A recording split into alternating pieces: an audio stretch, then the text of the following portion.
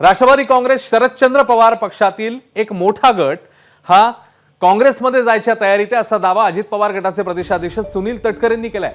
शरद पवारांच्या पक्षातल्या आमदारांचे मागील काही दिवसांपासून सोनिया गांधी यांची भेट घेण्यासाठी प्रयत्न सुरू झालेले आहेत असंही तटकरेंचं म्हणणं आहे। या घडीची एक मोठी एक्सक्लुझिव्ह अपडेट येते। सुनील तटकरेंनी हा मोठा दावा केलाय की शरद पवारांच्या पक्षामधले काही आमदार हे काँग्रेसमध्ये जाऊ शकतात।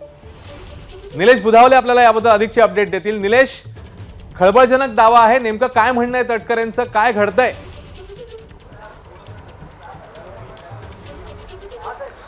खरं तर लोकसभेचे निकाल अगदी तोंडावर आहेत। अशा वेळी सुनील तटकरे यांना हा केलेला दावा अतिशय महत्त्वाचा आहे, कारण काही वेळापूर्वीच त्यांना अनौपचारिक गप्पांमध्ये हा दावा केलेला आहे। त्यांचं असं स्पष्टपणे म्हणणं आहे की मागच्या काही दिवसांपासून शरद पवार गटातील एक ग्रुप जो आहे तो नाराज आहे, पक्षांतर्गत नाराजीचा हा विषय आहे आणि त्यामुळेच सोनिया गांधी यांची भेट घेण्यासाठी हा ग्रुप ऍक्टिव्हली प्रयत्न करतोय। मागच्या काही दिवसांपासून सातत्याने त्यांची वेळ मिळावी यासाठी प्रयत्न करतोय आणि कोणत्याही क्षणी हा 4 ते 5 आमदारांचा एक ग्रुप जो आहे तो कोणत्याही क्षणी काँग्रेस सोबत जाऊ शकतो। खरं तर काही दिवसांपूर्वी शरद पवारांना केलेलं वक्तव्य, त्यानंतर सुनील तटकरे यांना केलेला हा दावा हे पाहता कुठेतरी आगामी काळामध्ये राष्ट्रवादी काँग्रेस पक्षातले काही जे आमदार आहेत ते त्यांच्यासोबत जाऊ शकतात का काँग्रेस सोबत, ही आता एक या संदर्भातला दावा नुकताच सुनील तटकरे यांनी केलेला आहे।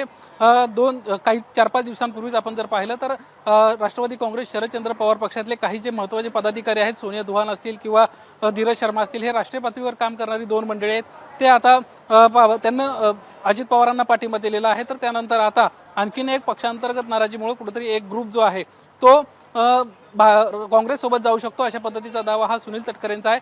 अनौपचारिक गप्पा काही वेळापूर्वीच त्यांना केल्या आणि त्या गप्पांमध्येच त्यांना हा एक महत्त्वाचा दावा केल्याचं आपल्याला पाहायला मिळतंय। अश्विन, निलेश, 2 गोष्टी, एक तर नाराजी नेमकी कशामुळे आहे हे काही कळलंय का, आणि दुसरी गोष्ट म्हणजे काही आमदारांची या संदर्भातली कुठल्या नेत्यांची नावं कळू शकलेत की जे नाराज आहेत अशी चर्चा आहे। निलेश, याबाबत देखील त्यांच्याशी बोलण्याचा प्रयत्न केला, माहिती घेण्याचा प्रयत्न केला, मात्र या संदर्भात त्यांना कुठल्याही प्रकारचं भाष्य केलेलं नाहीये। केवळ मागच्या काही दिवसांपासून अंतर्गत नाराजी आहे आणि त्यामुळे 5 ते 6 आमदार असे आहेत जे दिल्लीमध्ये सातत्यानं जात आहेत, सोनिया गांधींशी संपर्क करण्याचा प्रयत्न करतायत, त्यांची वेळ मागतायत आणि काही दिवसांमध्ये कदाचित हे आमदार काँग्रेस सोबत जाऊ शकतात, अशा पद्धतीचं त्यांचं म्हणणं होतं।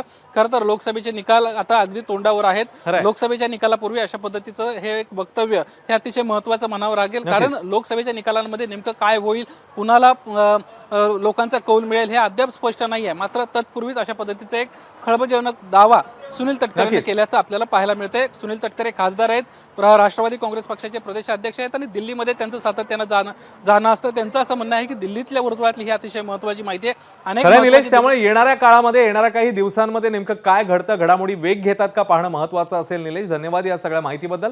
बातमीचे अपडेट घेतच राहू। एबीपी माझा, उघडा डोळे बघा नीट।